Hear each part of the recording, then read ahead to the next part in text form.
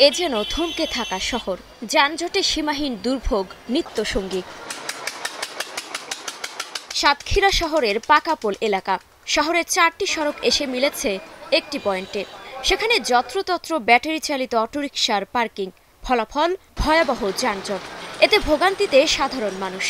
অবৈধ easy bike আর অবৈধ battery চালিত ভ্যান গ্রাম থেকে এসে সাতক্ষীরা শহরে এত পরিমাণ আইছে যে জ্যাম হয়ে যায়। পরিবহনের সাথে সাথে যে ইজি বাইক বা ইঞ্জিন চালিত ভ্যান, এত পরিমাণের যানজট, বেশিরভাগে কদমতলা থেকে আর মেডিকেল কলেজ পর্যন্ত, বাকাল রোড পর্যন্ত এত গাড়ির চাপ।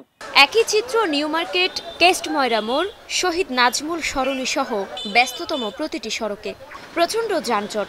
যেখানে সেখানে থামছে 3 চাকার বাহন, 5 মিনিটের পথ যেতে লাগছে আধ ঘন্টা। সাতক্ষীরা নিউ মার্কেট থেকে পাকাপোল পর্যন্ত এসেছি, তো এখানে ভ্যানে আসতে আমার সময় লেগেছে প্রায় 20 মিনিটের মতো। এখানে দেখেছি নসিমন, করিমনের মতো বিভিন্ন অবৈধ যানবাহন, সেগুলো সাতক্ষীরায় চলাচলের কারণে আমাদের মূল যে যানজট সেগুলো সৃষ্টি হচ্ছে। এই অবস্থায় এখানে নিউ মার্কেট মোড়, আপনার খুলনা রোড মোড় বলেন, এই গুরুত্বপূর্ণ জায়গাগুলোতে প্রচন্ড জ্যাম থাকে।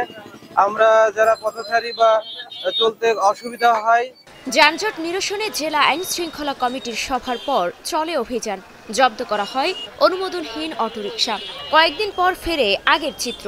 আমাদের এখানে যে মেডিকেল আছে, মেডিকেলের থেকে যদি একটা ডেলিভারি রুগী আসে বা জরুরি রুগী আসে, যদি অ্যাম্বুলেন্স যায়, এই অ্যাম্বুলেন্স গুলো সাইড দেয় না।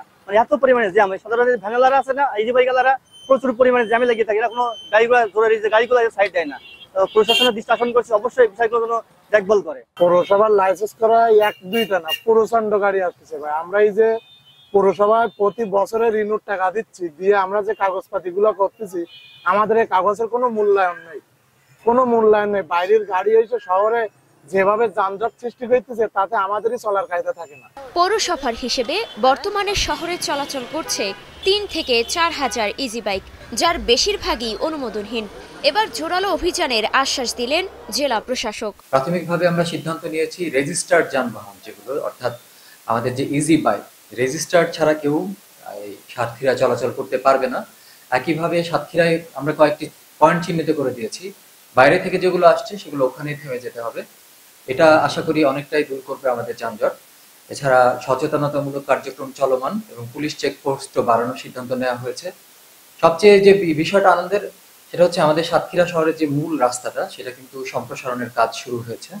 এই সম্প্রসারণটা শেষ হলে আমরা আশা করি সাতক্ষীরা শহর পুরোপুরি যানজট মুক্ত হয়ে যাবে। 1869 সালে প্রতিষ্ঠিত সাতক্ষীরা পৌরসভায় বর্তমানে জনসংখ্যা প্রায় 2 lakh. Desk report, star news.